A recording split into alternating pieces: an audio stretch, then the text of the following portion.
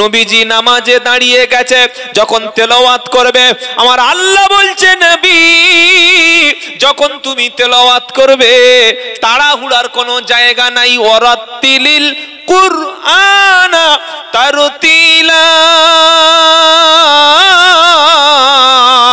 থেমে থেমে তাসবিদের সঙ্গে কখনো একালিপ টান আসবে, কখনো চারালিপ টান আসবে, কখনো ইজহার হবে, কখনো ঈদগাম হবে, কখনো দম ছাড়বে, কখনো টেনে টেনে পড়বে।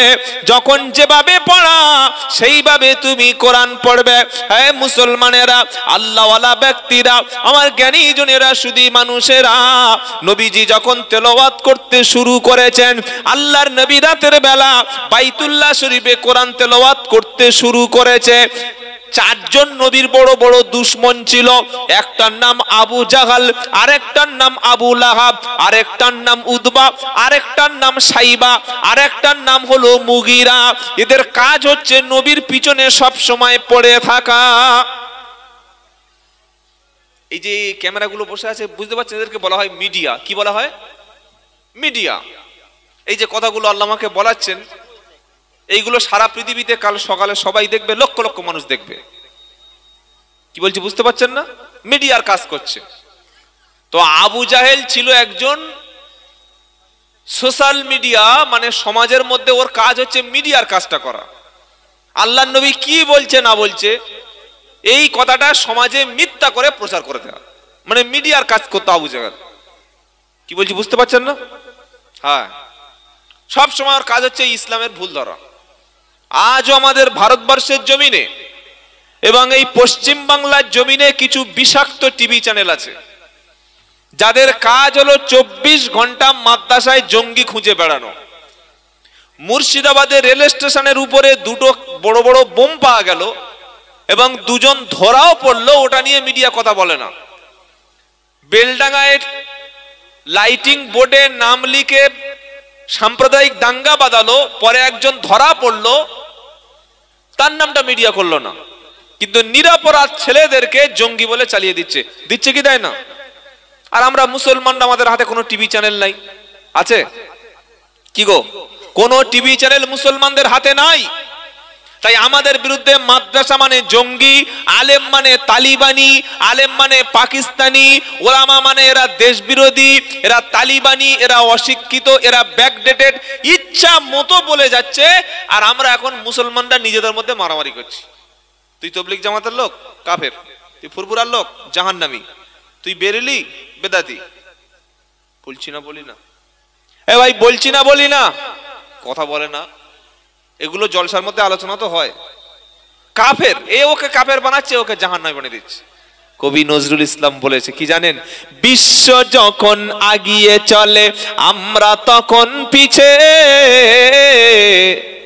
বিশ্ব যখন আগিয়ে চলে আমরা তখন পিছে, বিবি তালাকের ফতুয়া খুঁজি কুরআন হাদিস চষে, হানাফি শাফি হাম্বলি মালিকি মেটেনি তখন গোল। কি এখনো গন্ডগোল মিটেছে? আল্লাহ কোরআন নাজিল করেছেন সহিভাবে সমাজ পরিচালনা করার জন্য, আর আমরা সহিভাবে নামাজ শিখতে শিখতে আমাদের জীবনটা শেষ। কি বললাম কথা বুঝতে পারলেন না? কোরআন নাজিলের উদ্দেশ্য হলে সমাজ পরিবর্তন করা, সমাজের মধ্যে বিপ্লব এনে দেওয়া, সমাজের মধ্যে নোংরামি দূর করে দেওয়া। এটা কোরআন আসার উদ্দেশ্য।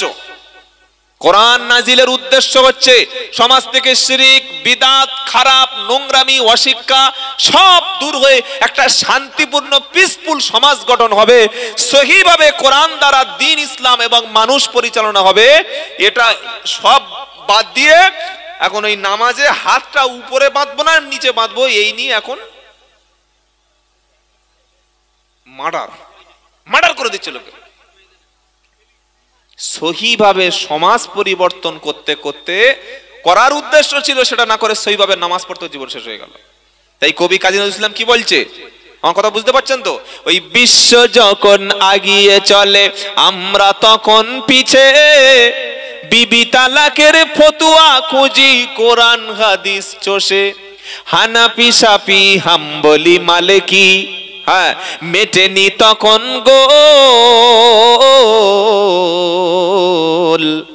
আর মালাকুল মউত এসে বলল তলপি তলপা তোল। কি গো, ও তবলিগ জামাত, ওদের মসজিদে যাবি না, ও ফুরফুরা সিলসিলা, ওর বাড়িতে মিলাদে যাব না। আবার আমাদের হুজুরদের মধ্যে হিংসা আছে না নাই, উমুক বক্তা আসলে আমি যাব না। তোর যদি সাহস থাকে আমার পাশে বক্তব্য কর, সে কোরআন থেকে কথা বলবে, তুমিও কোরআন থেকে কথা বলবে। আল্লাহর কসম আমি আব্দুল্লাহ জুবায়ের বলছি, সমস্ত ওলামারা যদি এক জায়গায় হয়ে যায়, মুসলমানরা সব এক হয়ে যাবে। বাংলাদেশে দেখেন নাই কি গো, তাবলীগ জামাত চরমনাইয়ের বিরুদ্ধে ছিল, চরমনাই পীর সাহেব জামাত ইসলামের বিরুদ্ধে ছিল, ছিল কি ছিল না? জলসা আলাদা, মাহফিল আলাদা, মসজিদ আলাদা, মাদ্রাসা আলাদা, কবরস্থান আলাদা, ঈদগাহ আলাদা, সবকিছু আলাদা। 15 বছর হাসিনার মার খেয়ে সব এক জায়গায়। জেলখানায় গিয়ে দেখছে তবলিগ, আজানগাছি, আহলে হাদিস, বেরিলি, জামাত ইসলামী সব এক জায়গায়। বলে বাইরে তো খুব মারামারি করেছে, ভিতরে সব এক জায়গায় হলো কি করে? বুঝতে পারছেন না? 15 বছর মার খেয়ে সব মালগুলো সাইজ হয়েছে।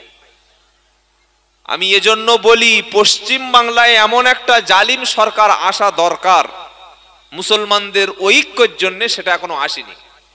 আপনারা বুঝতে পারছেন না? আসাম ত্রিপুরায় না গেলে, উত্তরপ্রদেশে না গেলে, উত্তর ভারতের রাজ্যগুলিতে না গেলে আপনি ভাবতে পারবেন না যে পশ্চিমবঙ্গে কোন পরিবেশে আছে। এ তো শান্তিভাবে আছে, আপনি বুঝতে পারছেন, এখন বুঝতে পারবেন না। ওই কিছু হুজুর উস্কানি দিচ্ছে, আমাদের কিচ্ছু দেয়নি। তোর বাঁচার অধিকার নেই, তুই দেবে কি রে ভাই? তুই বাঁচতে পারবি না।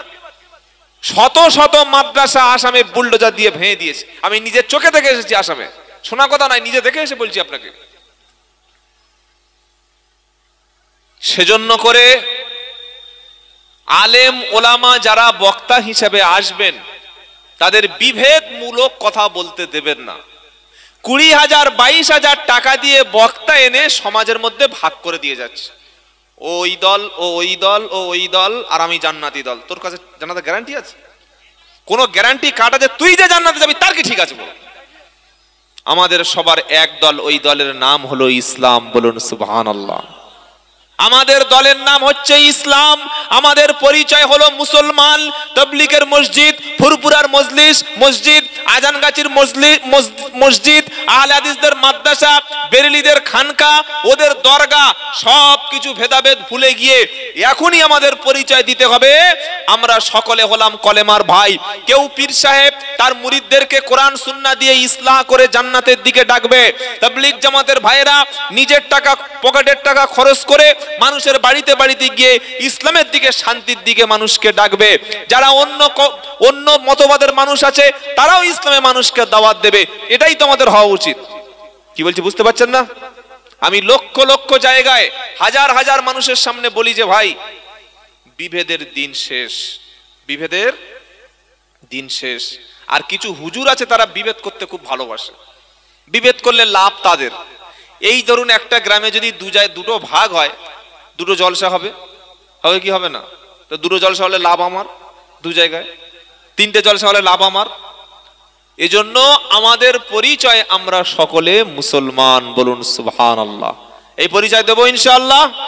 প্রত্যেকটা বাড়িতে বাড়িতে কোরআনের দাওয়াত পৌঁছে দিন। যে কোরআন নাজিল হয়েছে মানুষের জন্য, সেই কোরআন এখনো মুসলমানরা পড়তে পারে না। কেন পড়তে পারে না, এই কারণটা আপনার খুঁজে বার করতে হবে। 30 লাখ টাকার মসজিদ, 40 লাখ টাকার মসজিদ, কে আপনাকে অর্ডার দিয়েছে 40 টাকার মসজিদ করতে? আপনি 40 লাখ টাকার মসজিদ করে কোনোদিন মানুষকে জাহান্নাম থেকে বাঁচাতে পারবেন না। মসজিদে টাইলস বসালে মহল্লার মানুষ জান্নাতে যাবে, কোনো হাদিস নাই। মসজিদে এসি লাগালে মহল্লার মানুষ সবাই জান্নাতি হয়ে যাবে, কোনো রেফারেন্স নাই। মসজিদের মধ্যে সুন্দর উপরে গম্বুজ করলে মহল্লার মানুষ সব চরিত্র ভালো হয়ে যাবে, কোনো নমুনা নাই। মহল্লার মধ্যে যদি মসজিদটা ত্রিপলও খাটানো থাকে, এসবেস্টার যদি উপরে ছাউনি থাকে, আর প্রত্যেকটা বাড়িতে বাড়িতে ইমাম যদি কোরআনের দাওয়াত পৌঁছে দেয়, প্রত্যেকটা ছেলে যদি কোরআনওয়ালা হয়ে যায়, প্রয়োজনে একটা ইমাম না হলে 4টে ওলামাদেরকে মসজিদে পড়ানোর ব্যবস্থা করুন, মসজিদে মক্তব বিভাগ চালু করুন, টাইলস বসিয়ে দিয়ে 40 লাখ টাকা মসজিদে ব্যয় করে দিয়েছে, আর মহল্লার একটা মানুষ কোরআন পড়তে পারে না। এর চাইতে দুর্ভাগ্য মুসলমান জাতির জন্য কি হতে পারে? কি আপনাদের খারাপ লাগছে নাকি? কি গো, আমরা বক্তারা আসি, পকেট ভর্তি করে 2 ঘন্টা টাকা নিয়ে চলে যায়, পীর সাহেবরা আসছে, তারা টাকা নিয়ে চলে যাচ্ছে, ইমাম সাহেব মাসের শেষে মাইনে নিয়ে চলে যাচ্ছে। তাহলে আমাদের সমাজের যে রোগগুলো, যে দশাগুলো, এইগুলো আমরা কবে সংশোধন করব? মসজিদ 40-50 লাখ টাকা খরচ করে লাভ নাই, যোগ্য ইমাম মসজিদগুলিতে রাখুন। মিনিমাম বর্তমান বাজারে 12 থেকে 14 হাজার টাকা দেওয়া ছাড়া একটা ইমামের কোনো মতেই সম্ভব চলে না। কিভাবে সংসার চালাবে? কিভাবে চালাবে? হয় তাবিজ বিক্রি করতে হবে, তাই না হলে 2 নম্বরই করতে হবে, তা নাহলে সুদের টাকা নিতে হবে, আর তা না হলে মসজিদের ক্যাশ বাক্সে রাত্রেবেলা হাত মারতে হবে। এছাড়া তো উপায় নাই। 40 লাখ টাকার মসজিদ, 30 লাখ টাকা টাইলস বিছাচ্ছে, আর মহল্লার মধ্যে গাঁজার আড়ত বসে আছে। কমিটির হুঁশ নাই, গাঁজার আড়ত চলছে, সুদের ব্যবসা চলছে, লটারির টিকিট বিক্রি হচ্ছে, মেয়েরা বেপরদার সঙ্গে চলছে। এতটুকু বিবেচনা নাই যে আমার এই মুসলিম সমাজটা বাঁচবে কি করে?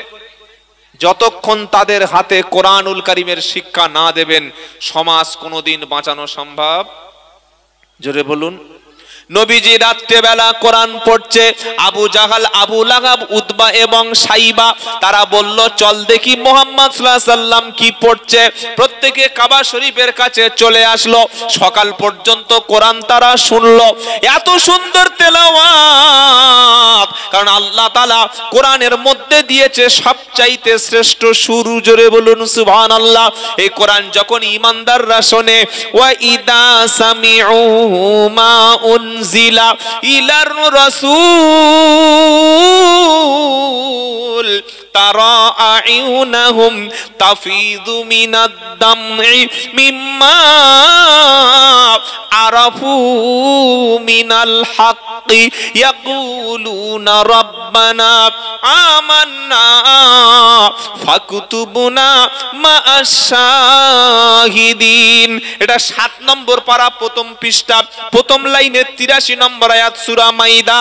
আমার আল্লাহ বলছেন, হ্যাঁ বিশ্বনবী, আপনার উপরে যে কিতাবটা, যে কোরআনটা, আসমানি গ্রন্থটা পাঠিয়েছি, ওই বান্দারা যখন এই কিতাবটা শুনবে, আপনি দেখতে পাবেন কোরআন শোনার পরে সত্য যখন তারা চিনতে পারবে, তাদের চক্ষুটা পানিতে তখন ভিজে যাবে। জোরে বলুন না সুবহানাল্লাহ। আজে বাজে আজগুবি গল্প বললে কোনো মানুষের হেদায়েত হবে না। এখন জলসায় কি হয়, উদুম গল্প চলছে, কোনো হেদায়েতের বাণী নাই, কিছু নাই। 2 ঘন্টা বক্তব্য, কালকে এক জায়গায় গিয়েছিলাম, নাম বলবো না, 2 ঘন্টা বক্তা বক্তব্য করলেন, বক্তার শুনলাম 22,000 টাকা ছাড়া উনি আসেন না। আমি পুরো বসে বসে শুনেছি 2 ঘন্টা, একটাও কোরআনের আয়াত বলেনি, একটা আয়াতও বলেনি। হেদায়েত হবে? এই বলছেন না কেন? কোরআন হলো হেদায়েতের কিতাব। কোরআন ছাড়া অন্য কোন বই থেকে, অন্য কোন গ্রন্থ থেকে, অন্য জীবনী থেকে শোনালে জাতির জীবনে হেদায়েত হবে না। খালি বলছে হুজুর জলসা দিচ্ছি, ছেলেরা নামাজ পড়ে না, দাড়ি রাখে না, বাপ মার ভাত দেয় না, সুদ ছাড়ে না, ও তো শোনেই না। ওষুধ ডাক্তারখানায় দিয়েছে, ওষুধ ফেলে দিয়েছে, কাজ হবে? ওষুধ খায় নাই। কোরআন তো ওষুধ, আমি তো প্রথমেই বলে দিয়েছি, মোমেনদের জন্য শিফা, মোমেনদের জন্য আরোগ্য, মোমেনদের জন্য এটা প্রেসক্রিপশন, মোমেনদের জন্য এটা ট্রিটমেন্ট। রাগ করছেন নাকি বাবাজিরা? ছেলেকে যদি মানুষ বানাতে হয়, তার কাছে বসে বসে কোরআন পড়ুন, আর কোরআনের অর্থটা তাকে সুন্দর করে বুঝিয়ে দিন।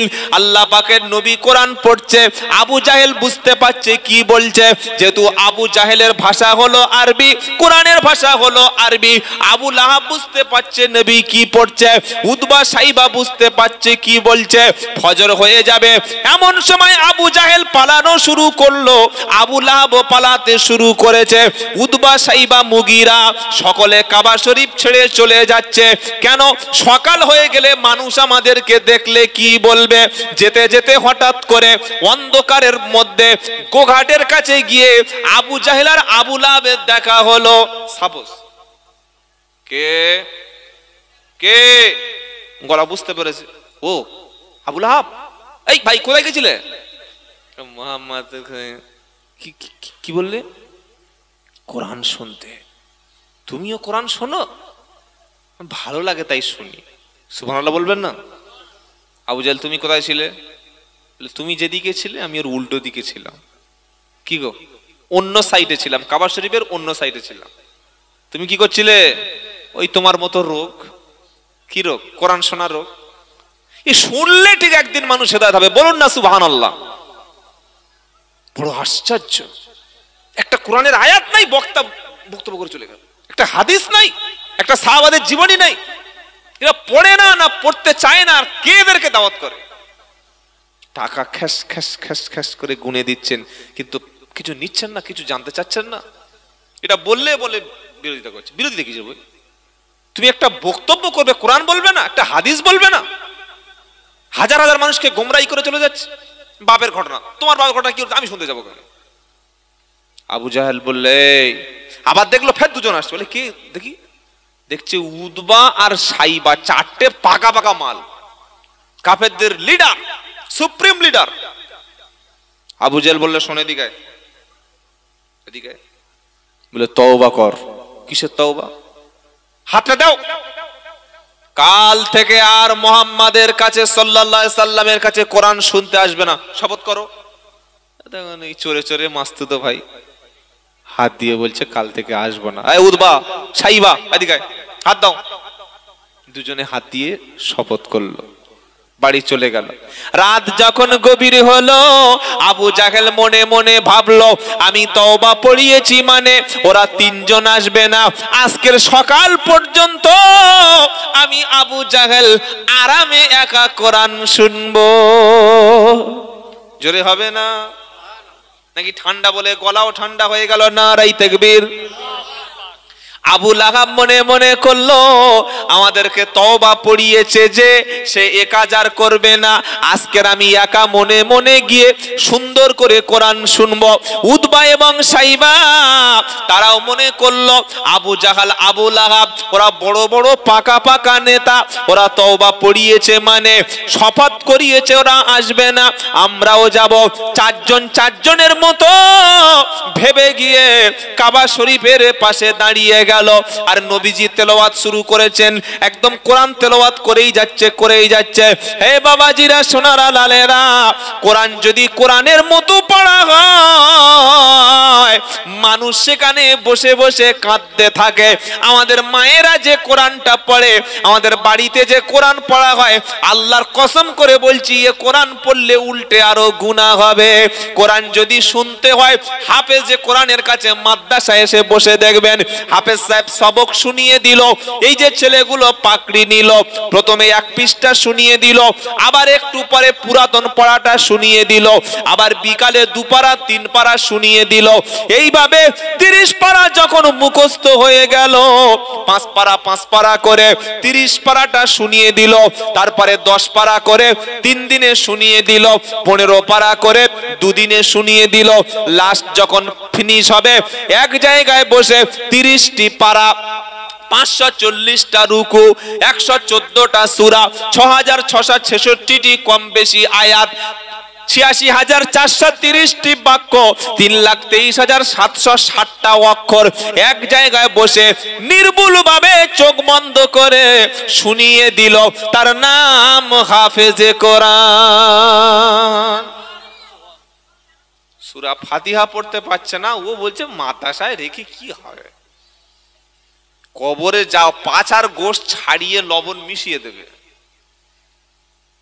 স্টেজে তুলে দিলে সূরা ফাতিহা পড়তে পারে না, ওই মাদ্রাসায় কি হয়? মাদ্রাসা আছে বলে আপনি মুসলমান, আর মাদ্রাসা না থাকলে আপনি হবেন হনুমান। কি হবেন? জোরে বলুন। হনুমান। মাদ্রাসা আছে বলে হালাল কোনটা হারাম কোনটা বুঝতে পাচ্ছেন। আলেমরা মরে গেলে তোমার বাপের বিয়েটা কে পড়াতো? ডাক্তার? কথা বলে না? জিব্রাইল?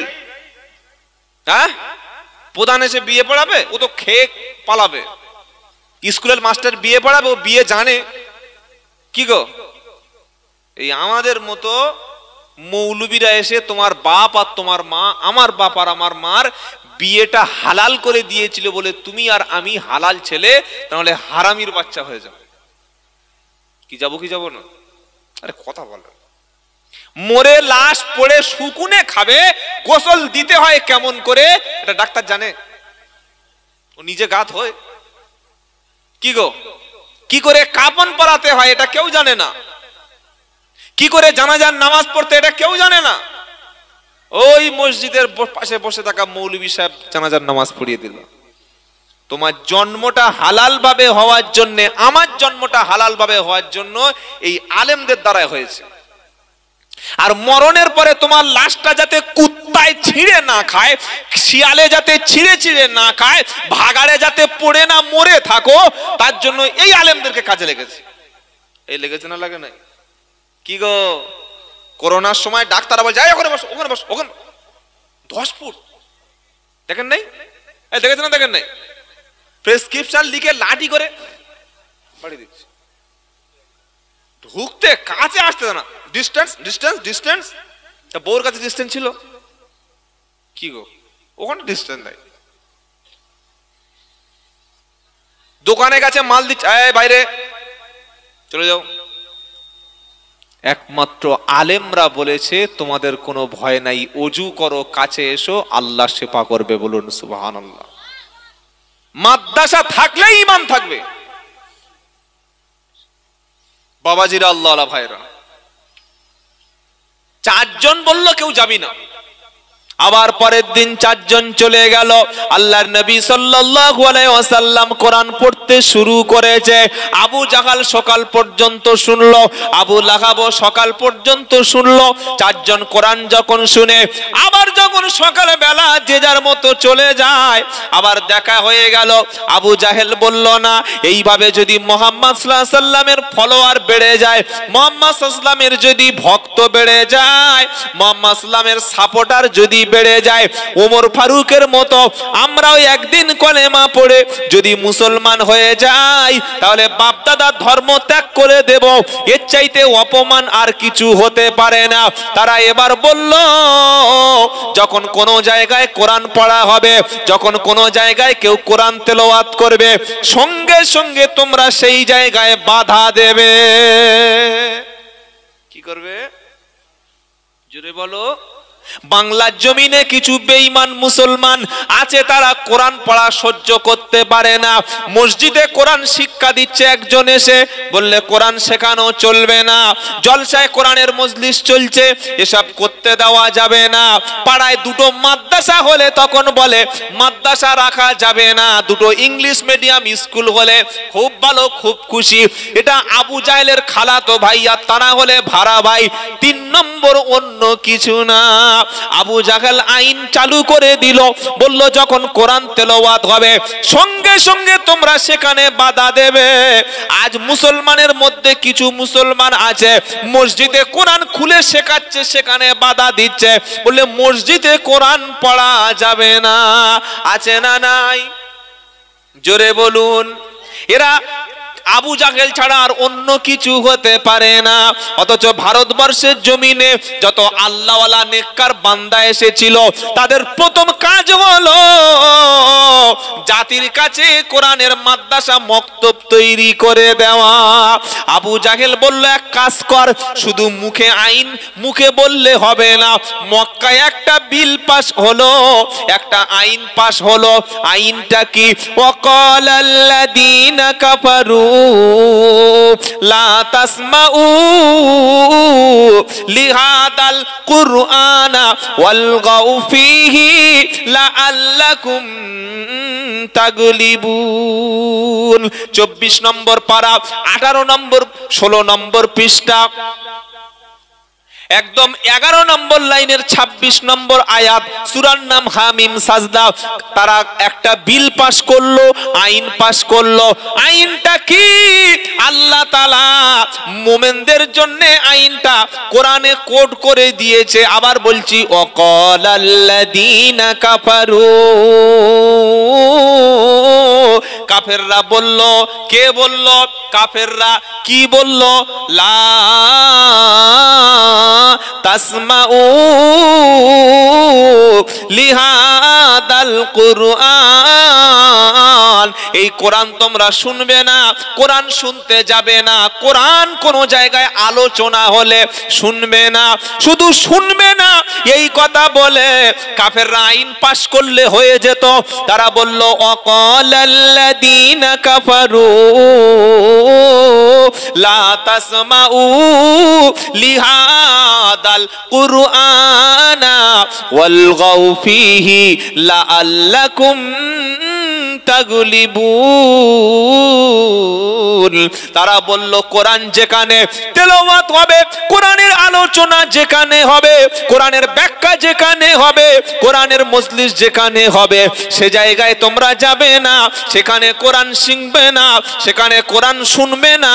আর সাথে সাথে ওয়ালগাউ ফীহি, সাথে সাথে বাধা দেবে, ভণ্ড করে পণ্ড করে দেবে, অনুষ্ঠানটা বানচাল করবে, অনুষ্ঠানে কাউকে যেতে দেবে না।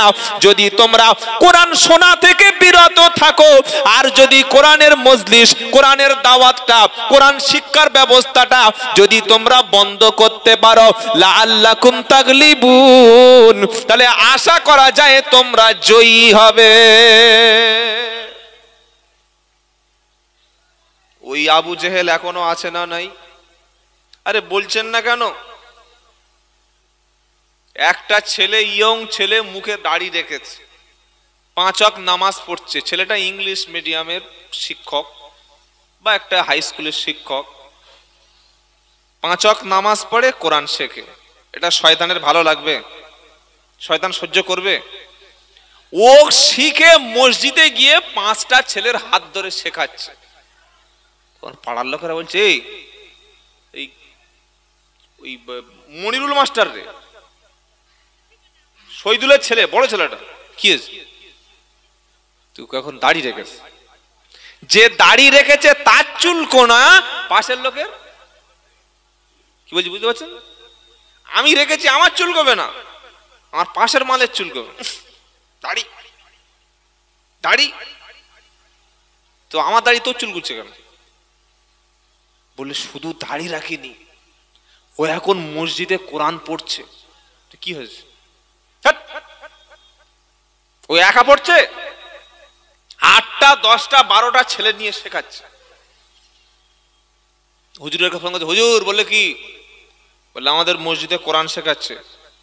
কে শেখাচ্ছে? কে? ডাক্তার। ডাক্তার বন্ধ করো, বন্ধ করো, মসজিদে কোরআন চলবে না। বললে হুজুর এটা কি আপনি গল্প বলছেন? কটা ফোন নাম্বার দেবো আপনার কথা বলবেন কমিটির সাথে? কটা? প্রায় দিন ফোন করে বলে হুজুর মসজিদে কোরআন শিখতে দিচ্ছেন না। এরা আবু জাহেলের চাইতে আরো ফার্স্ট ক্লাস। মসজিদে যদি কোরআন না পড়া হয় তো কোরআন কোথায় পড়বে?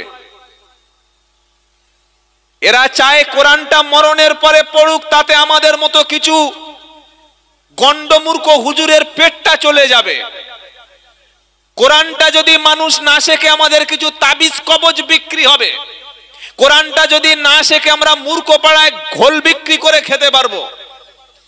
কিন্তু হাক্কানি ওলামারা, হাক্কানি ওলিরা, হাক্কানি পীরেরা, আল্লাহওয়ালারা জীবনের বিনিময় হলেও তারা জলসায় যেমন কোরআনের কথা বলে, তারা খানকার মধ্যে মুরিদদের কাছে কোরআনের সবক দেয়, সেই সাথে এই কোরআনের দাওয়াত নিয়ে নিজের টাকা খরচ করে বেদিন বদ্দিন, নাম মুসলমান, চামড়াটা খালি কাটিয়েছে মুসলমান, তার চরিত্র, তার চেহারা, তার কাজ, তার কথাবার্তা, আকলাক একটাও সুন্নাতে নববীর উপরে চলে না।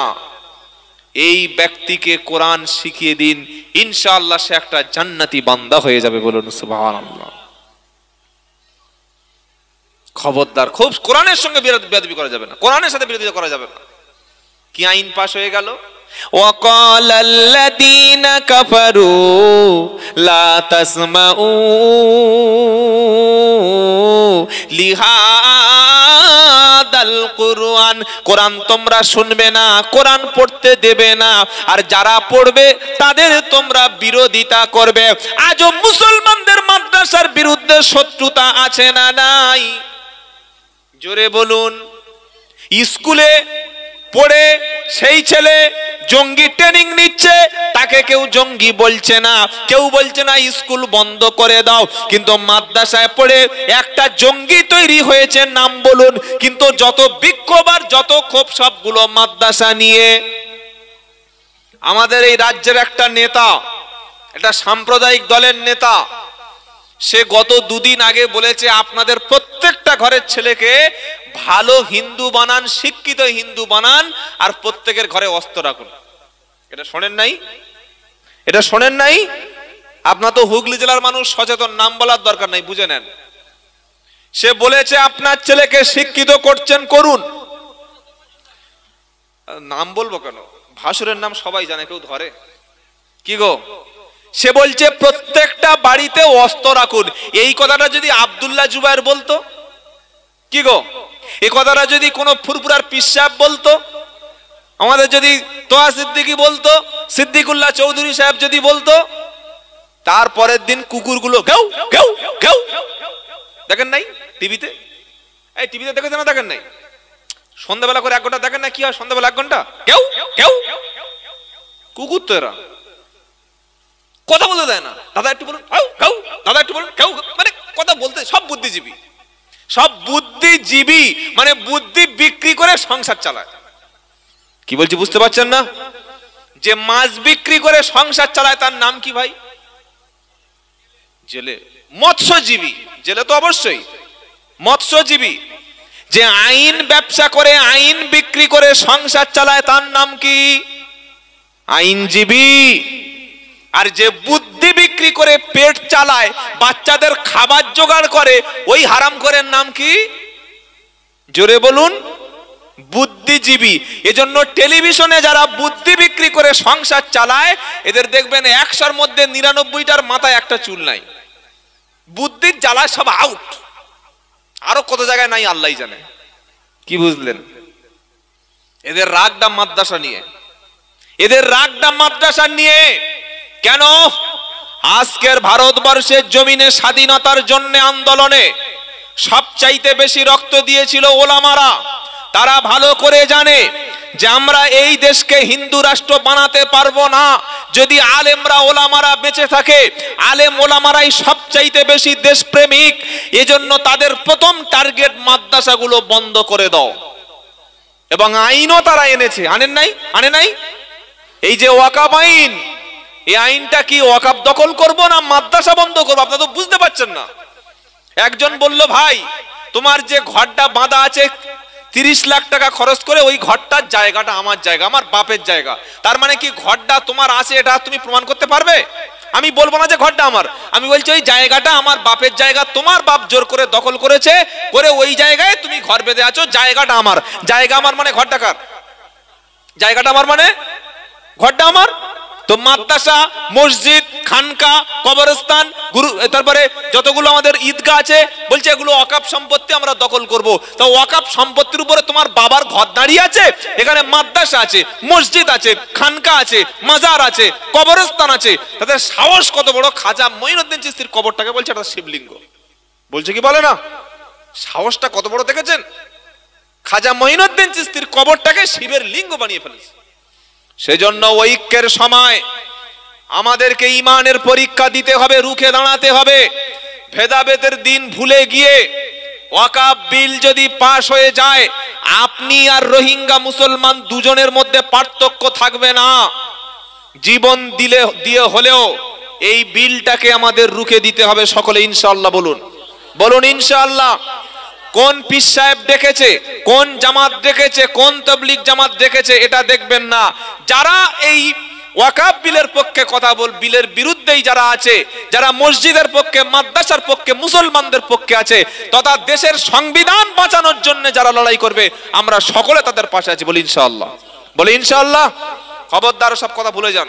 তুমি তবলিগ, তুমি ফুরফুরা ওসব বলবেন, ওসব কথা বলার সুযোগ আর নাই।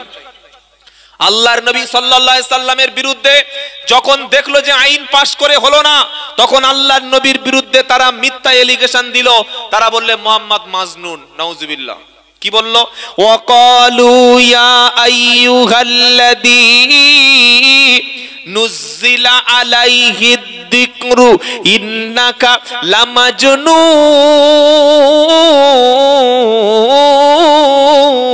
14 পারা প্রথম পৃষ্ঠা 6 নম্বর আয়াত, সূরার নাম আল হিজর। আল্লাহ পাক বলছে ওয়াকালু ইয়া আইয়ুহাল্লাযী নুজ্জিলা আলাইহি যিকরু ইন্নাকা লামাজনুন। তারা বলল, ওরে কোরআন যার উপরে নাজিল হয়েছে, যার উপরে কোরআন এসেছে, ও পাগল ছাড়া অন্য কিছু নয়। আচ্ছা, কেউ যদি পাগল হয় গ্রামের মানুষ জানবে না, সেই হাওড়ার লোক জানবে? জোরে বলুন। আবু জাহেল বলল মুহাম্মদ ইসলাম পাগল ছাড়া কিছু না। হজের সময় যখন চলে আসলো, সিরিয়া থেকে, ইরাক থেকে, মিশর থেকে, ফিলিস্তিন থেকে, লেবানন থেকে, বিশ্বের বিভিন্ন দেশ থেকে আইয়ামে জাহিলিয়াতের যুগে হজ ছিল, হাজিরা এসেছে কাবা শরীফ তওয়াফটা করতে। তখন আবু জাহেল, বললাম মিডিয়া ছিল, আবু জাহেল সোশ্যাল মিডিয়ার কাজ করত। প্রত্যেকটা হাজি সাহেবদের তাঁবুতে, মিনায় যখন মিনায় হাজি সাহেবরা অবস্থান করে থাকে, ওখানে ছোট ছোট তাঁবু দেখেন নাই? কি গো বাবাজিরা, লক্ষ লক্ষ তাঁবু। আবু জাহাল প্রত্যেকটা তাঁবুতে গিয়ে প্রচার করতে শুরু করলো, আমাদের দেশে একটা পাগল আছে, পাগলের নাম হলো মুহাম্মদ, হলো নাউজুবিল্লাহ সাল্লাল্লাহু আলাইহি সাল্লাম। খবরদার তার কাছে যাবে না, কি বলছে শুনবে না, তার কাছে কোনো ভাবেই যাবে না, ওর কাছে গেলে তোমরা গোমরাহি হবে। এই কথা বলে প্রত্যেকটা তাঁবুতে তাঁবুতে প্রচার করলো। তখন লোকেরা বলল, পাগল যদি থাকে, আর কিরকম পাগল একটু দেখে আসি। পাগল দেখার লোক সমাজে আছে না নাই? কি বলছি বুঝতে পারছেন না? বাংলাদেশে একটা পীর সাহেব ন্যাংটা পীর। কি পীর? মানে যত পীরের ভণ্ডামি গুলো সব বাংলাদেশে গেলে পেয়ে যাবে, ল্যাংটা পীর। আর একটা পীর আছে গাছে ঝুলছে, ও কোনোদিনও নামাজ পড়ে না। তো এই ল্যাংটা পীর, তার মিনিমাম 1 থেকে 1.5 লাখ মুরিদ। করাক বললাম 1 লাখ মুরিদ যদি কারোর হয়, ওর আর কাজ করতে হবে? আরে বলছেন না কেন? প্রতিদিন কেউ না কেউ টাকা দেবে, কেউ চাল দেবে, কেউ ছাগল দেবে, আর আপনাদের হুগলির আলু তো যাবে বাড়িতে। কি এমনিতে সংসার চলে যাবে। কি বুঝলেন? বিনা পুঁজির কারবার, ভণ্ডামি করলে বিনা পুঁজিতে সংসার চলে যায়। তো ওর কাছে আবার স্পেশাল কিছু ওর ভক্ত আছে। কেউ যদি প্রশ্ন করে যে পীর সাহেব পোশাক পরেনি কেন, এই বেয়াদব চুপ, তো চোখ আছে? মারে প্রতি চোখ আছে? ওই চোখটার জন্য 12 বছর জঙ্গলে জিকির করতে হয়। 12 বছর জঙ্গলে যা, আমার পীর সাহেব জিকির করতে করতে করতে এমন মাকামে পৌঁছে গেছে, তার পোশাকই লাগে না। ও চোখ তোদের নাই, তোরা পারবি কি করে? অথচ প্রত্যেকটা পুরুষের জন্য নাভি থেকে হাঁটু পর্যন্ত ঢেকে রাখা ফরজ। তো এই যে পাগল বলে সমাজ একটা বদনাম করে দিল, তখন মক্কার লোক বললো, ঠিক আছে চল পাগল দেখি, কিরকম পাগল একটু দেখি। আবার নাম বলে দিয়েছে ধরে ধরে, মুহাম্মদ সাল্লাল্লাহু আলাইহি সাল্লাম।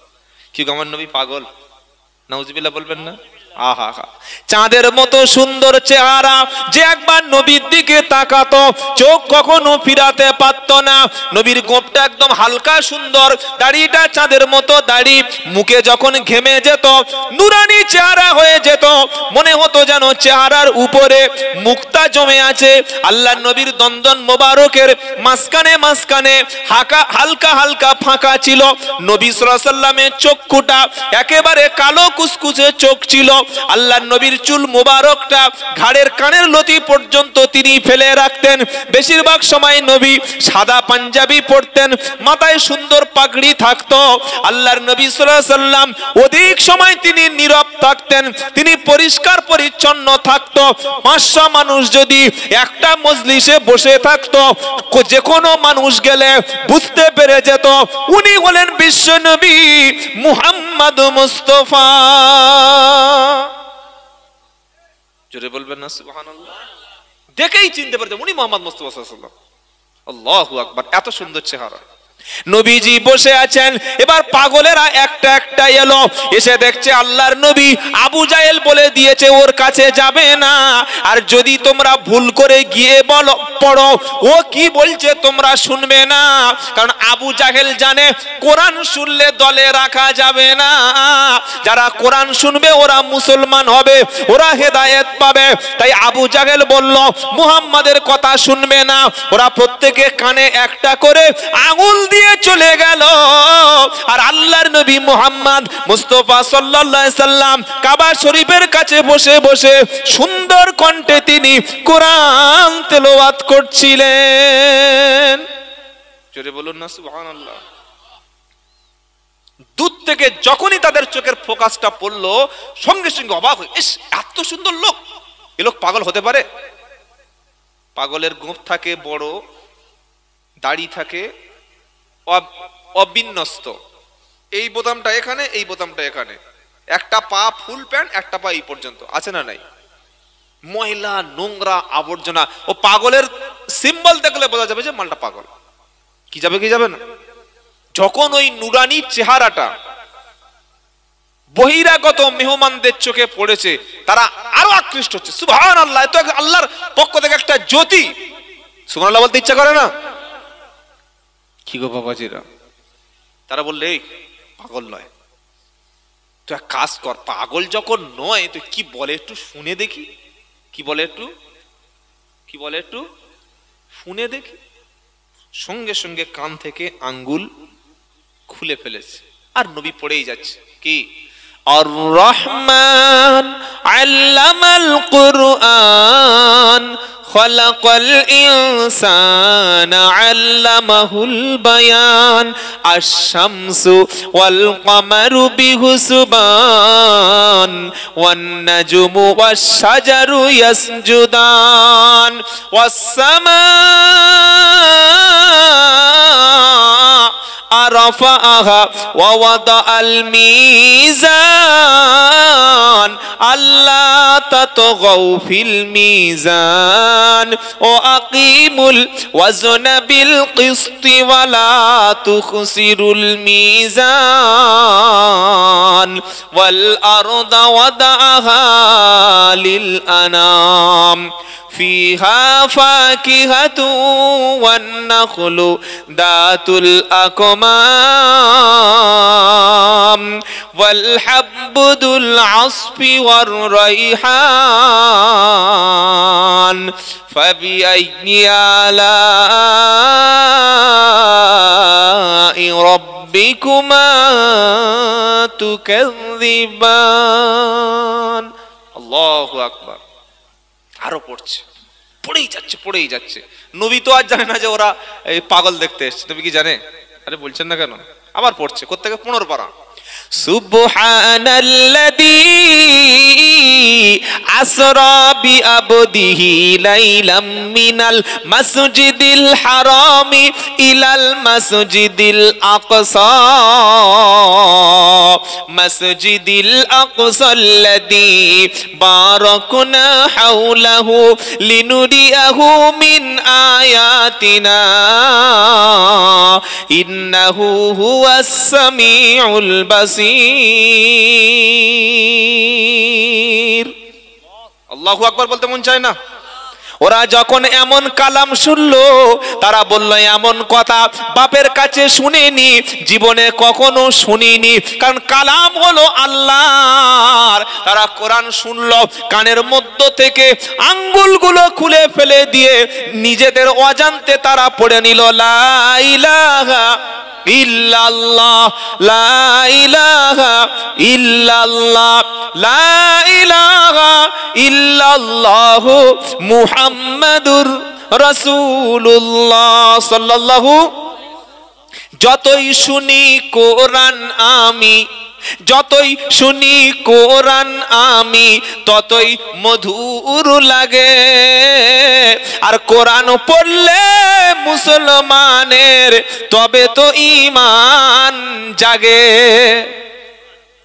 সুবহানাল্লাহ বলার দরকার নাই, মার্চ মাসে, রমজান মাসে আবার সুবহানাল্লাহ বলবে, যেটা বলুন না সুবহানাল্লাহ। যতই কোরআন পড়ি আমি ততই ভালো লাগে, যতই কোরআন পড়ি আমি ততই ভালো লাগে। আর কোরআন শুনলে মুসলমানের তবে তো ঈমান জাগে। পড়ো কোরআন, পড়াও কোরআন, ফিরে এসো মুসলমান। আর কোরআন পড়ে করলে আমল, মরণের পরে যাবে বাগান। ওই বাগানটার নাম হচ্ছে জান্নাতুল ফেরদাউসের বাগান। জোরে বলুন সুবহানাল্লাহ। সবাই মুসলমান হয়ে গেল, আবু জাহেলের প্ল্যান ভেস্তে গেল। তখন বলো সর্বনাশ হয়ে গেছে রে, কি সর্বনাশ করেছি। ওরা বাড়িতে ফিরে গিয়ে আরো মুসলমান বানাচ্ছে। সুবহানাল্লাহ বলতে মন চায় না? আগে জানতো মক্কার শুধু কটা মানুষ ইসলাম কবুল করেছিল, ওই 40-50টা। এবার মক্কার বাইরে ইসলাম পৌঁছে গেল। জোরে বলুন। কারণ আল্লাহর কি কথা আছে, ওয়ারাফাআনা লাকা যিকরাক, ওয়ারাফাআনা লাকা যিকরাক। আল্লাহ বলছেন নবী, আপনার নামের প্রশংসা, আপনার নামটা, আপনার মর্যাদাটা আমি আল্লাহ সারা পৃথিবীতে ছড়িয়ে দেব। সবার উপরে আপনার নামটা থাকবে। সুবহানাল্লাহ, সুবহানাল্লাহ, সুবহানাল্লাহ। যেহেতু আমি আপনাকে শ্রেষ্ঠ নবী বানিয়েছি। কি গো, হুয়াল্লাযী আরসালা রাসূলাহু বিল হুদা ওয়া দীনিল হক লিইযহিরাহু আলাদ-দীনি কুল্লিহি ওয়ালাউ কারিহাল মুশরিকুন। জোরে হবে না? তিনি আল্লাহ যিনি তার রাসূলকে সত্য হেদায়েতের কিতাব দিয়ে, দিন দিয়ে সমস্ত ধর্মের উপরে ইসলামকে তিনি বিজয়ী দান করেছে। তিনি দান করবে, তিনি তার দিনকে তিনি সবার উপরে জয়ী করবে। এতে মুশরিকদের যতই অপছন্দ হোক না কেন, আল্লাহ তাআলা ইসলামকে তিনি জয়ী করে দেবে। লিউতফিউ নূরাল্লাহি বিআফওয়াহিহিম ওয়া ইউতিম্মু নূরিহি ওয়ালাউ কারিহাল কাফিরুন। আল্লাহ বলছেন কাফেররা, মুশরিকরা, বেদিনরা, ইহুদিরা, খ্রিস্টানরা তারা চায় তাদের মুখের ফু দিয়ে ইসলামের জ্যোতিকে নিভিয়ে দিতে, তারা চায় মক্কা ইসলামকে স্তব্ধ করে দিতে। আমার আল্লাহ বলছে আমার নূরকে, আমার জ্যোতিকে আমি আল্লাহ সারা বিশ্বে ছড়িয়ে দেব। কাফেরদের যত তাও হোক না কেন, গাত্রতাও হোক না কেন, তারা যত জ্বলে পুড়ে মরুক না কেন, আমি আমার নূরকে বাড়িয়ে দেব। আমার নূর ফু দিয়ে কেউ নেভাতে পারবে না।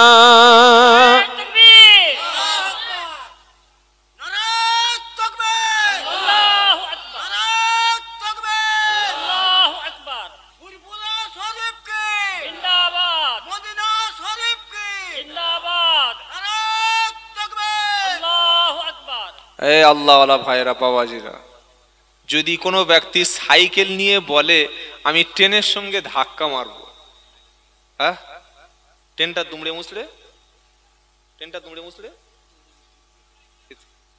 আরে বলছেন না কেন? তুমি সামান্য, হ্যাঁ, তুমি ক্ষমতা এসে বলছে ওয়াকফ সম্পত্তি নেব, মাদ্রাসা বন্ধ করব। তোমার বাবা ছিল ফেরাউন, পারেনি। আবু জাহেলের পুরো পাওয়ার পারেনি, মক্কায় পারেনি, মদিনায় পারেনি, কেউ পারেনি। আল্লাহ বলছে আমার, তোমরা চাইছো তোমাদের ফু দিয়ে আমার নূরকে স্তব্ধ করে দিতে, আর আমি আল্লাহ বলছি সারা পৃথিবীতে ইসলাম ছড়িয়ে দেবো। সুবহানাল্লাহ বলতে মন চায় না? কি গো বাবাজিরা, এটা আল্লাহর ওয়াদা, আল্লাহ করবে। আপনি যদি না করেন, কাউকে না কাউকে দিয়ে করে নেবে। নেবে কি নেবে না? দিনের পক্ষে থাকুন, ইসলামের পক্ষে থাকুন, কোরআনের পক্ষে থাকুন, আল্লাহ ওয়ালাদের পক্ষে থাকুন, মাদ্রাসার পক্ষে থাকুন, জান্নাত পেয়ে যাবেন। বলুন সুবহানাল্লাহ। তারা যখন দেখলো হলো না, সব লোক তো মুসলমান হয়ে গেল, তারা কি করলো জানেন? 3 নম্বর প্ল্যান করলো। ক নম্বর? 3 নম্বর প্ল্যান। 3 নম্বর প্ল্যানটা কি? তারা ধরুন এই আজকে কোরআনের মজলিস চলছে, তাই তো বাবা? কোরআনের মজলিসের পরের দিন তারা গানের মজলিস চালু করতো। কি বলছে বুঝতে পারছেন না? বড় কষ্ট লাগে সবচাইতে তখন। তো ফ্রিজের পানি বড় কষ্ট লাগে তখন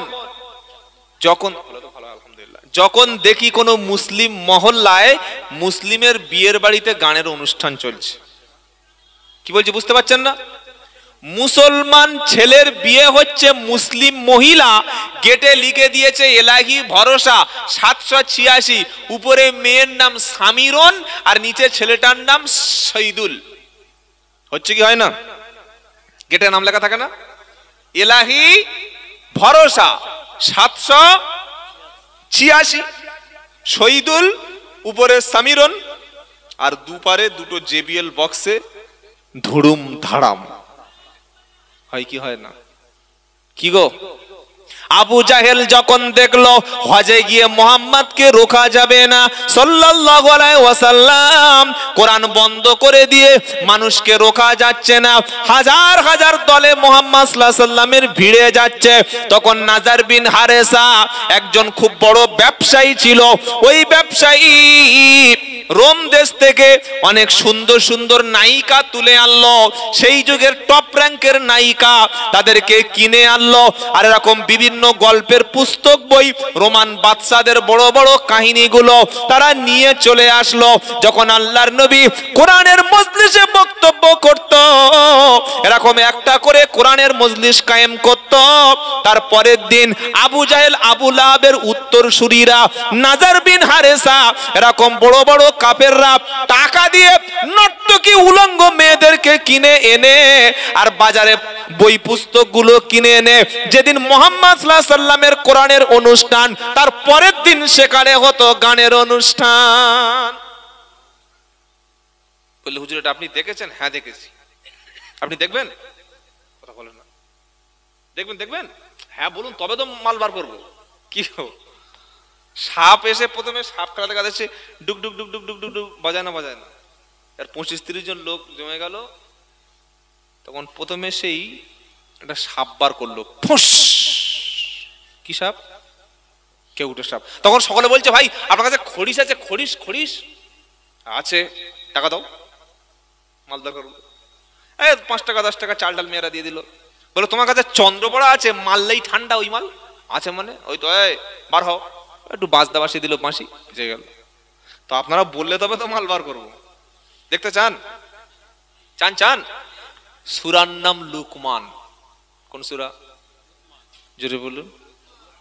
লুকমানটা পড়বেন। সূরা লুকমানের প্রথমেই লেখা আছে। কি গো? হ্যাঁ, আল্লাহর নবী সাল্লাল্লাহু তাআলা আলাইহি ওয়াসাল্লাম যখনই কোরআনের মজলিস করত, যখন যেখানে, তখন তারা কি করতেন? কোরআনের মজলিসের পরের দিন সঙ্গে সঙ্গে তারা কি করতেন? গানের, শুধু গান নয় রে ভাই, শুনলে চোখ একদম পুরো ছাড়া বড়া হয়ে যাবে। তার পরের দিন তারা 4-5টা সুন্দর সুন্দর মেয়ে আনতো। আর সেখানে আব্দুল্লাহ জুবাইর না এসে যদি আমার ওই অন্য একটা গানের নায়িকা চলে আসতে, এখানে লোক হতো সকাল পর্যন্ত হাজার হাজার লোক। তবে আলহামদুলিল্লাহ আগের মতো এখন আর সিনেমাওয়ালাদের ব্যবসা চলে না। আগের মতো এখন আর গান বাজনা যুবকেরা শোনে না। এখন মানুষ ওলামাদের পিছনে, হাক্কানি কোরআন ওলাদের পিছনে, দিনের দায়ীদের পিছনে মানুষ ছুটছে। বলুন সুবহানাল্লাহ। দেখছেন না বাংলাদেশে মিজানুর রহমান আজহারি সাহেব, ওই খুনি হাসিনা 5 বছর তাকে দেশান্তরিত করেছিল মালয়েশিয়ায়। এখন যে মজলিসে যাচ্ছে 10 লাখ 20 লাখ 25 লাখ লোক একদিন আগে থেকে লোক বসে আছে। বলুন আলহামদুলিল্লাহ। এটা কিসের মুজিজা? কোরআনকে কেউ কোনোদিন আটকে রাখতে পারে না। তাই নায়ক নায়িকারা বহুত চিন্তা এখন আছে যে আমাদের সংসার চলবে কি করে। এরা আমাদেরকে বলে এইভাবে প্রেম করো, এইভাবে অপরের মেয়েকে তুমি ভাগিয়ে নিয়ে এসো, এইভাবে অন্য মেয়েকে প্রপোজ করো, এইভাবে তোমরা প্রেমের অভিনয় করো। যারা আমাদের ভালোবাসা শেখায়, অথচ তাদের প্রত্যেকের জীবনে ভালোবাসা নাই। একটাও নায়ক নায়িকা ভালোবাসার কারো দেখাতে পারবেন না। দুটো তিনটে বউ, এই আমাদের যে নতুন করে একটা বিয়ে করেছে, ওই নামটা কি গো, যে বেন্ডের মতো, যে কানটা একটু খাড়া মতো আছে না, ভুলে যাচ্ছি, আমাদের তৃণমূলের একজন নেতা গো, নামটা মনে নেই, আর বলেও লাভ নাই, থাক, বোকা লক্ষ্য থাকা, কাঞ্চন মল্লিক। ওর শাশুড়ির থেকে জামাইয়ের বয়স বেশি, শাশুড়ির থেকে, জানেন না, এটা 3 নম্বর স্ত্রী ওটা, সুবহানাল্লাহ, 3 নম্বর। কি বুঝলেন? ওরা আমাদেরকে প্রেম শেখায়, যে এইভাবে প্রেম করতে, এইভাবে মেয়েদের প্রপোজ করতে হয়, ভালোবাসা শেখায়। অথচ প্রত্যেকটা সিনেমার হিরো এবং হিরোইন কারোর বউ টেকেনি, কারোর স্বামী নাই। কেন? আসল ভালোবাসা আছে ইসলামের মধ্যে, বলুন সুবহানাল্লাহ। ইসলাম তো ভালোবাসা শিখিয়েছে, ছোটদের মহব্বত করো, বড়দের সম্মান করো, সুবহানাল্লাহ বলবেন না? আমরা আমাদের আলেম ওলামাদের দেখলে, আল্লাহ ওয়ালাদেরকে দেখলে সালাম করি। আলেম ওলামাদেরকে মুসলমান সমাজ কলিজা দিয়ে ভালোবাসে। আলেম ওলামাদের মুসলমান সমাজ মাথার তাজ মনে করে। আলেম ওলামাদের মুসলমান সমাজ লক্ষ লক্ষ মানুষ তাদের কথা শুনে নেয়। তাই সিনেমাওয়ালাদের বাজার এখন খুব খারাপ, নায়ক নায়িকাদের বাজার এখন খুব খারাপ। এই নাজার বিন হারেসা রোম দেশ থেকে সুন্দরী সুন্দরী নায়িকা ছোট্ট ছোট্ট ড্রেস পরিয়ে এনে মঞ্চে নাচাতে শুরু করলো। কোন মঞ্চে? যে মঞ্চে গতকাল বিশ্ব নবী মুহাম্মদ মুস্তাফা সাল্লাল্লাহু আলাইহি সাল্লাম আল্লাহর কোরআনের দাওয়াত দিয়ে গেছে, সেই মঞ্চে নাজার বিন হারেসা রোম দেশ থেকে নায়িকাদেরকে এনে তারা এখানে গান বাজনা শুরু করে দিয়েছে। বাবাজিরা, আল্লাহ ওয়ালা ভাইয়েরা, গান বাজনা যখন হয়ে গেল, হাজার হাজার লোকের জমায়েত হলো, তখন ওই নাজার বিন হারেসা এবং আবু জাহেল আবু লাহাব কাফের গুলো বলল, মুহাম্মদ সাল্লাল্লাহু আলাইহি সাল্লাম তোমাদের জান্নাতের হুরেদের গল্প শোনায়, মদের কথা বলে, জান্নাতের সৌন্দর্যের কথা বলে। এই দেখো রোমের বাচ্চাদের সুন্দর সুন্দর জীবনী, এই দেখো সুন্দর সুন্দর টাটকা হুর। মুহাম্মদ বলে সাল্লাল্লাহু আলাইহি সাল্লাম, তোমরা ইন্তেকাল করে মারা গেলে বিচার হবে, বিচারের দিন জান্নাত পাবে, জান্নাতে হুর মিলবে। আরে বাকি জিনিস কবে মিলবে ওটা ছেড়ে দাও, টাটকা হুর এনেছি, এর সঙ্গে তোমরা সঙ্গ দাও। কি গো? সেই কথাটাই কোরআনের সূরা লুকমান আপনাদের এক্ষুনি বলতে শোনাচ্ছি। এইভাবে লোক জমাচ্ছে, কি করছে? লোক জমাচ্ছে। কোরআন কি বলছে এবার? ওয়ামিনান নাসি মাইয়াশতারি লাহুয়াল হাদিসি লিউদিল্লা আন সাবিলিল্লাহি বিগাইরি ইলম। আল্লাহ ধরে ধরে বলছে, সূরা লুকমান আয়াত নাম্বার 4। কি বলছেন আল্লাহ তাআলা? ওয়ামিনান নাসি মাইয়াশতারি লাহুয়াল হাদিসি লিউদিল্লা আন সাবিলিল্লাহি বিগাইরি ইলম। আহা, মানুষের মধ্যে কিছু মানুষ তারা বাজার থেকে এমন কিছু খরিদ করে এনেছে, কিছু নায়িকা খরিদ করলো, কিছু গান বাজনা খরিদ করলো। আল্লাহর নবীর কোরআনের মজলিসটা যেখানে চালু হতো, তারপরের দিন মহিলারা সেখানে নর্তকী করত, তারপরের দিন তারা বিভিন্ন পুস্তক, বিভিন্ন লিফলেট তারা বিলি করত, আর তারা বলতো মুহাম্মদ তোমাদেরকে হুরের কথা বলে।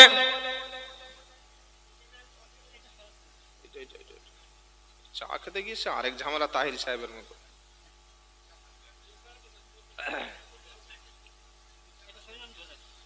করবো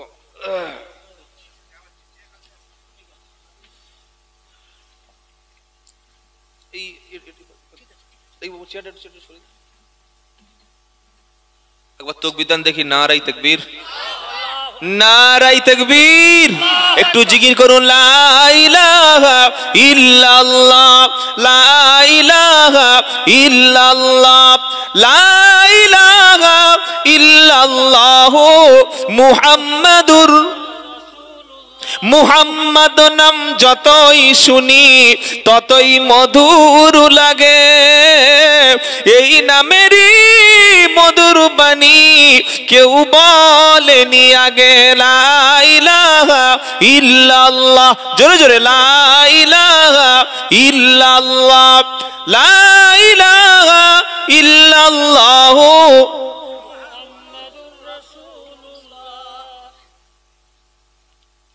অমিনান নাসি মাইয়াশতারি লাহুয়াল হাদিস। লাহুয়াল হাদিস বলা হয় গান বাজনা।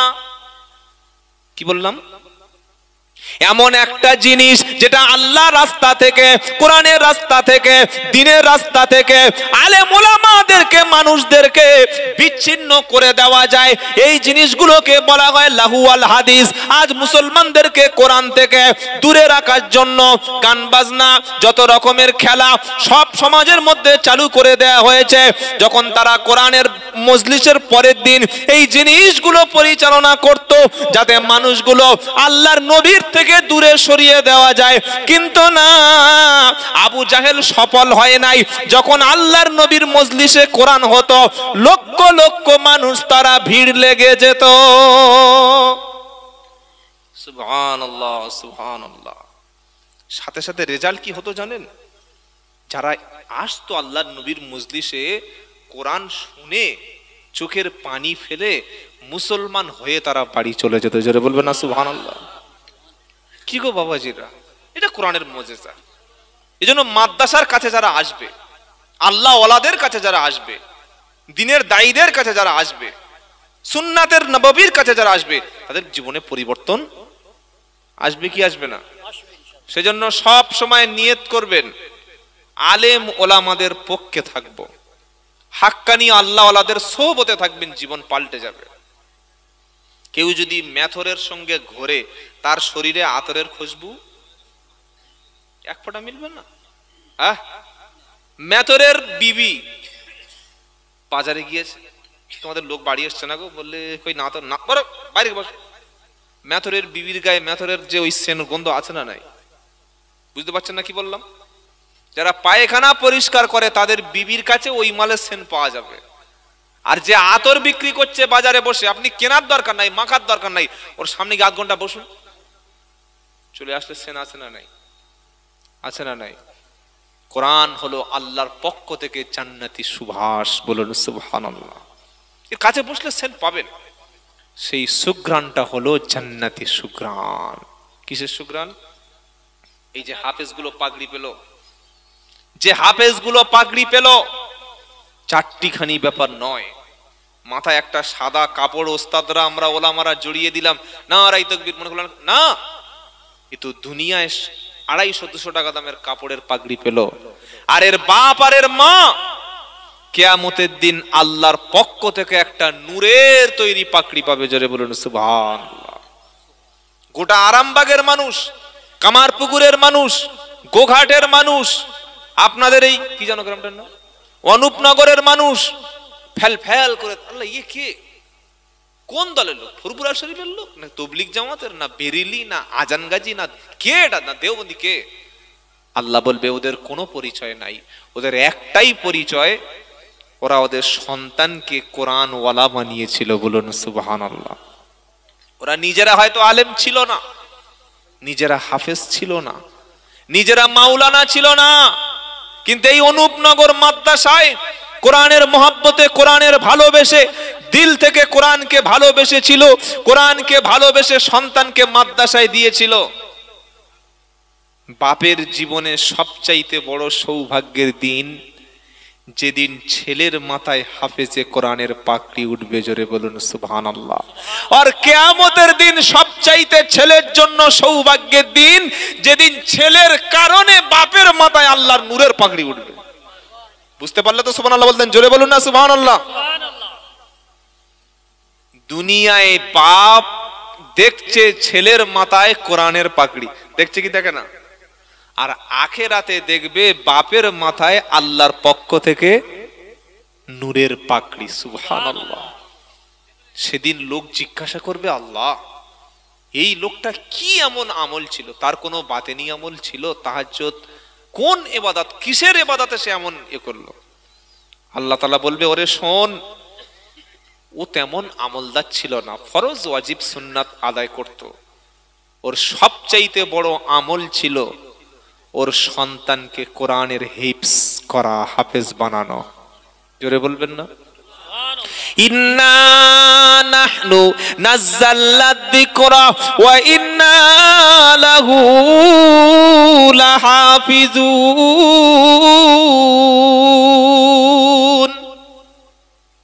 14 পারা প্রথম পৃষ্ঠা 6 নম্বর লাইনের 9 নম্বর আয়াত, সূরার নাম সূরা আল হিজর। আমার আল্লাহ বলছে, বান্দা নিশ্চয়ই আমি আল্লাহ কোরআন নাজিল করেছি, ওটার হেফাজতের দায়িত্ব আমি আল্লাহ স্বয়ং নিজেই নিয়ে নিলাম। পৃথিবীর জমিনে অসংখ্য আসমানি কিতাব ছিল, তাওরাত, জাবুর, ইনজিল আর সহিফা। কোন কিতাবের দায়িত্ব জিম্মাদারি আল্লাহ নেবেছেন বলে এরকম কোনো গ্যারান্টি কোনো কিতাবে নাই। কি গো? কিন্তু আল্লাহ তাআলা তিনি বলেছেন কোরআনের দায়িত্ব আমার। নবী ঈসা আলাইহিস সালাম আল্লাহর কাছে চলে গেছেন, 600 বছর হয়নি, তার আগে ইনজিল শেষ মানে বিকৃতি করতে করতে খ্রিস্টানরা ওল্ড টেস্টামেন্ট 12টা বাজে দিয়েছে। 1400 বছর হয়ে গেছে, 1442 বছর হয়ে গেছে। কি গো? আজও পর্যন্ত নবীর যুগে যেভাবে কোরআনের অক্ষরগুলো বা তেলাওয়াত যেভাবে ছিল, সামান্য পরিবর্তন হয়েছে? হ্যাঁ বা না বলুন? তবে 2030 সালে একটু পাল্টে যাবে। কেন যাবে না? হাফেজদের জন্য। ইন্না নাহনু নাযালনা যিকরা ওয়া ইন্না লাহু লাহাফিজুন। আমার আল্লাহ বলছেন নিশ্চয়ই আমি আল্লাহ এটাকে নাজিল করেছি, হেফাজতের দায়িত্ব আমি আল্লাহ স্বয়ং নিজে আমি হাতে নিয়ে নিলাম। একবার সকলে জোরে বলুন সুবহানাল্লাহ। আপনার সন্তান ডাক্তার করুন, মাস্টার করুন, ইঞ্জিনিয়ার করুন, প্রফেসর করুন, আপনার ছেলেকে সাংবাদিক বানান, সবকিছু নির্দিষ্ট বয়স হবে। কিন্তু আপনার সন্তানটা জন্মের পরে যখন কথা বলতে শিখবে, 3 থেকে 4 বছর বয়স, ওই সময় আপনার সন্তানটা আগে আসবে মাদ্রাসায়। 2 থেকে 2.5 বছর সময় লাগবে, 1 থেকে 1.5 বছর সময় লাগবে। 4 থেকে 5 বছর কিংবা 6 বছরের ছেলেকে একটু মাদ্রাসায় পাঠিয়ে দিন। মাদ্রাসায় এসে সর্বপ্রথম ওই ছেলেটা 2 থেকে 3 বছর হাফেজদের কাছে বসে 30 পারা কোরআনটা মুখস্থ করে নেবে, নবীর সুন্নাতটা শিখে নেবে, মাথায় টুপিটা উঠে যাবে, পেশাব করার নিয়মটা শিখে নেবে, গোসল করার নিয়মটা শিখে নেবে, নবী কিভাবে খাবার খেত ওই তরিকাটা জেনে নেবে, নবী কিভাবে ঘুমাতেন ওই তরিকাটা জেনে নেবে, নবী কিভাবে মানুষের সঙ্গে কথা বলতেন ওই তরিকাটা শিখে নেবে। আমার আপনার ছোট্ট বাচ্চা ছেলে 2 বছর যখন নবীর শোয়াটা শিখে নেবে, নবীর ঘুমানোটা শিখে নেবে, নবীর কথা বলার স্টাইলটা শিখে নেবে, নবীর মতো চুল কাটার স্টাইলটা শিখে নেবে, নবীর মতো নামাজটা শিখে নেবে। ওর হাতে যদি মদের বোতল ধরিয়ে দিয়ে ওর বুকে বন্দুক ধরা হয়, ও জীবনে কখনো মদের বোতল ধরবে না। মুসলমানদের জীবনের সবচাইতে বড় ফল্ট এই জায়গায়, সন্তানকে আগে হাফেজ না বানানো, আগে কোরআন না দেওয়া। বাঁশ বোঝেন? বাঁশ বুঝেন না? আমরা তো বাঙালিরা বাঁশ দেওয়াতে 1 নম্বরে আছি। কে কাঁদ দেবে এইটা প্রতিযোগিতা চলছে। বাঁশ বোঝেন না? এই বাঁশ যখন বাচ্চা থাকে, ছোট থাকে, তখন যেদিকে সেদিকে ঘোরানো। কাঁচা বাঁশ ঘোরানো যায় কি যায় না?